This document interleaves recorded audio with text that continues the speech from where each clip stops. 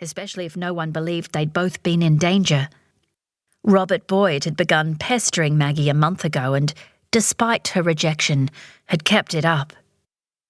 Earlier today, when he'd arrived unannounced at Olivewood, he'd become more than a nuisance. He'd tried to touch her, had made a grab for her arm. Maggie had snatched herself away. Hands on hips, she'd faced him at the foot of the veranda steps. "Mr. Boyd, I have said before today, and very politely, that I am not interested in your attention or your company." She squared her shoulders.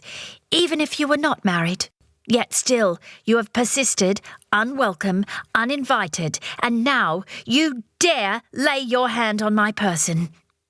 Go away." He had mimicked her hand on hips. "Ain't you the feisty one? Nice and built well too, taking a man's eye." His gaze settled on her chest a moment before he grinned at her. "All that mussy black hair tied up tight, and them big blue inviting eyes. Can always tell the ones that have already lifted their skirt. Got a certain look about 'em." Maggie's mouth had dropped open. How could he possibly know any such a thing? And how dare he say so anyway? No one knew what had happened between her and Sam, her old beau from back home. No one. Sam. Lately he'd popped into her head at the most inopportune moments, and she just wanted to reach over and ruffle his thatch of blonde hair and see the mischievous grin once more. Boyd hadn't known about anything to do with Sam. Of course not. He was just being his vile self. "See? I was right. That look on your face gives you away."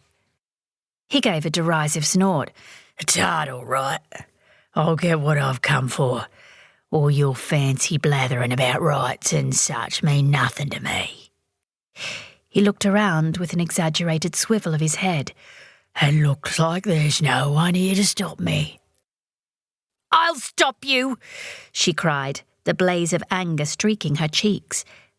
Maggie was strong, but she knew she'd be no match for him. Her heart thumped hard. It's broad daylight, for God's sake. How could he even think he'd get... "I don't think you'll be able to stop me." He'd taken a step towards her. "Now, I've been nice, and you shouldn't keep knocking me back, playing me. So I'm just going to take what I want." "Get away from me!" she ordered at the top of her voice and backed up the steps, scuttling to the front door. "You're a neat little piece, ain't you? Little thing like you won't be too much trouble." He was on the veranda in 2 strides. "I'm no little thing," she shouted. "I'll defend myself." Behind her back, her hand had found the door latch.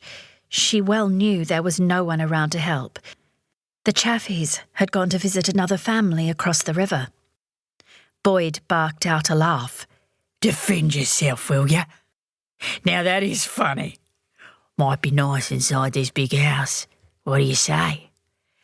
Nara, one of the housemaids, had appeared in a rush from the side of the house, her feet thudding loudly. She'd stopped, her eyes wide, a forge tool, an iron pickup rod, in her hand.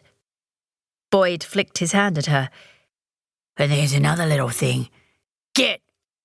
Before I bash you like I did your bloody kin." He snarled. Ignoring that, Nara crept forwards, her glare fixed on him. "Nara! Get away!" Maggie rasped. "Run!" But Nara came closer still, risking capture, daring capture. She got within his easy reach, then sent the rod slithering across the boards to Maggie before she turned to run off the veranda. Boyd grabbed Nara, threw her over his shoulder, and loped across the dusty concourse towards the rows of older trees near the stable. Nara yelled and kicked and writhed, and then he'd tossed her to the dirt. Maggie had snatched up the heavy rod and darted from the veranda.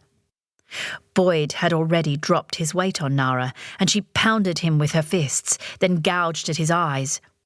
He brushed her off with one hand, fumbled with his flies, and shoved his pants open.